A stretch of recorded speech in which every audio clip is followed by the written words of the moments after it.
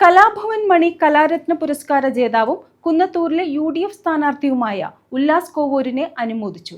സംസ്കാര സാഹിതി കുന്നത്തൂർ നിയോജക മണ്ഡലം കമ്മിറ്റിയുടെ നേതൃത്വത്തിലാണ് അനുമോദനം ഒരുക്കിയത്. ചലച്ചിത്രതാരം അനൂപ് ചന്ദ്രൻ ഉദ്ഘാടനം നിർവഹിച്ചു.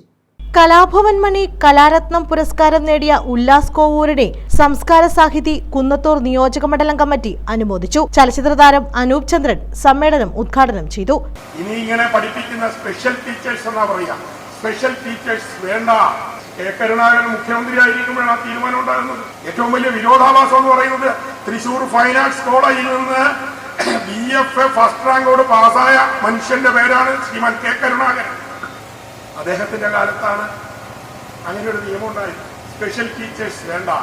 എന്നിട്ടിപ്പോ അത് കഴിഞ്ഞ് പിന്നൊരു മന്ത്രി വന്നു, ഒരു വിദ്യാഭ്യാസ മന്ത്രി വന്നു. അങ്ങേര് പാഠ്യപത്രയിൽ നിന്ന് തറാപറ എടുത്തു കളഞ്ഞു, തറാപറ എടുത്തു കളഞ്ഞു. ബാക്കിയൊക്കെ തറാപറ പന.